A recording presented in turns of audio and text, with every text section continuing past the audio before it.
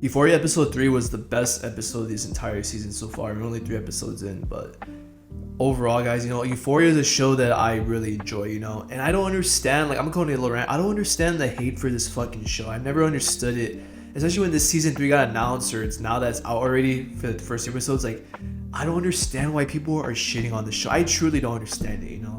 Maybe it's because I'm not expecting like every episode to be like the high rated episodes from the series before. You know what I mean? Like, I feel like Euphoria, though, for the most part, it has good potential. Like, there's a lot of episodes that are really good. I understand how like people kind of like expect every episode to be good, but I feel like for the most part, season 1 and 2 had like all the episodes are really fucking good. And I like people maybe want like the same aesthetic as like season 1 and 2. And obviously the show is way different. If you haven't seen season 3 already, the style is way different. Doesn't have the same editing that like, or the flashy like the lights and like the shots that they would have in season 1 2, all that quick editing and just the way that they would like the aesthetic of it, I guess basically what I'm trying to say, right? So the show itself, already 3 episodes in, it feels very different. It feels more like a drama, I guess you can kind of say. Like, it doesn't have like the style that made Euphoria what it was. I feel like that's something that people don't like, and I guess for the most part, if we're gonna say like story wise, it makes sense, I guess, in a sense. It's like they're already adults, so like maybe like it's not as glamorous as it used to be, when they're in high school and stuff. I don't know. I just feel like I'm yapping at this point, but anyways, I feel like this episode was really well done. Once we opened up with Jules and she was like painting, kind of saw like the lore behind Jules and where she had been and all that. I thought from this point, like the way that it opened with that shot of her painting, I was like, from this point on, like it's gonna be a fire episode. Like, I just felt it. I also see Rosalina's character for the first time. She was like doing strip. She was in the strip club and shit with like the neck brace on. She didn't really have any lines, but like just seeing her, I guess she's gonna be a point in the show later on, I guess. I don't know, but one of my favorite parts of this show so far is Alamo. Dude, I really like his character a lot. I think his presence on screen is infectious. Like, when you see this guy on screen, bro, like, you feel his aura. Like, he's very intimidating, and you kind of tell he's a guy that like is a bad motherfucker, bro. This guy's not gonna take shit from fucking anybody. You see it. You see the way he talks to Zendaya and all these other people do. Like, he's a serious motherfucker, bro. This guy's doesn't like to get crossed. He has a lot of boundaries. Like, he's the type of guy, like, he demands respect when he walks in the fucking room, and you feel it, man. Like, the way that he dresses, the way that he talks, his whole presence on screen is fucking incredible. He's probably my favorite character so far in this entire show. Like, he is so well done. And I guess the premise of this episode is basically Cassie's and Nate's wedding, which, first of all, why the fuck are they getting married, dude? That is disgusting.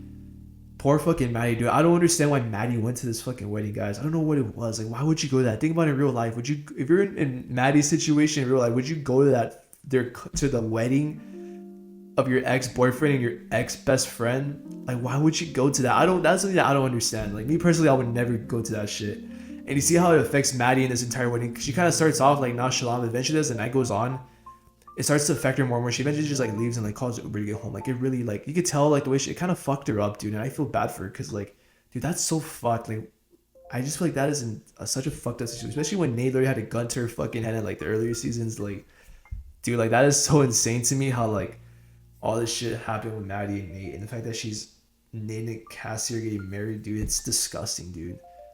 But I will say that the shit that Nate's going through in this season so far is very interesting. He's basically like, he's like a construction guy, but like he owes people money, and you kind of see like in this episode how like it just goes wrong, And dude, like, I want to talk about it towards the end, but back to what I was, earlier in the show. Basically, we kind of have like Alamo kind of sends like Rue off to like go to like her old dealer, and they have to like do a deal over there, and like you see how the other guy like fucking like spikes the fucking water or like a drug or something for the other girl's bird to fucking drink. And like, yeah, there's so much tension in the scenes. That's what I love about this episode, is that like a lot of the acting in this episode is really good. Just the show in general is really great acting, but this episode particularly, I feel like it was really well done. Like, you really felt like there's a lot of great scenes, and like I feel like in the first episodes they're good, but like I really enjoyed like this episode personally a lot more. I feel like it was way more had way more substance to it. I feel like you felt the weight of everything.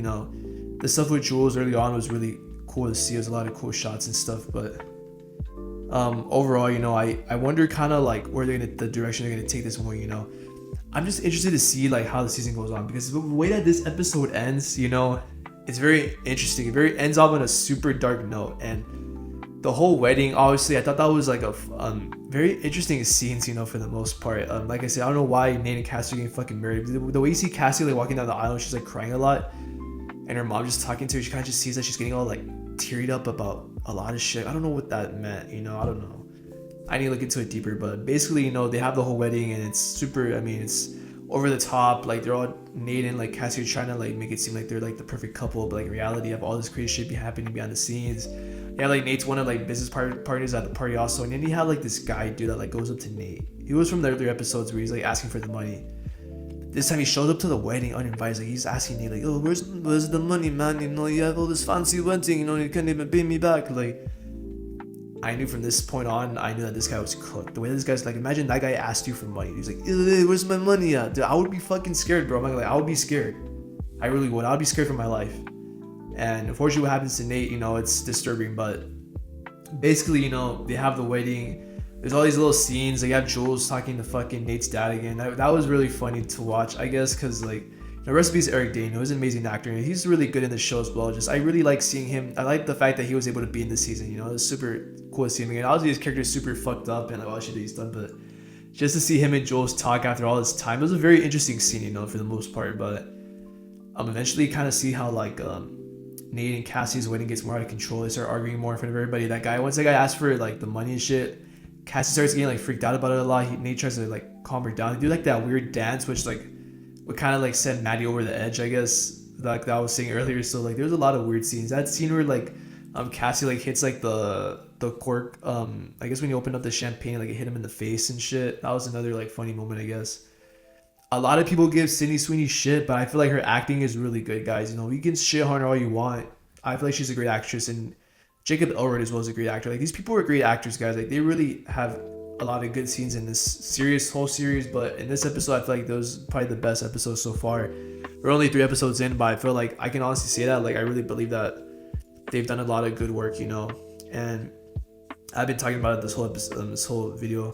The ending of this episode was super dark, dude. It felt fucking disturbing. Because you have Nate and Cassie, like they get home, their house is empty. All of a sudden you see like that same fucking mafia guys like, where's my money, man? Like, dude, and then next thing you know, bro, and Nate gets the shit beat out of him. And honestly, it was satisfying to watch because I know Nate has done so much fucked up shit to so many different people. I did not feel bad for him once. It was disturbing to hear him scream, all the blood on his face, and Cassie started bleeding as well. Like, it was super like dramatic, I feel like, but he definitely deserved it, man. This guy's a fucking asshole, dude. Like, think about all the people he screwed over and all the people he's fucking fucked up. Like, he deserved to get his ass beat. But what they did next, they like got like some pliers and they cut this dude's toe off, dude.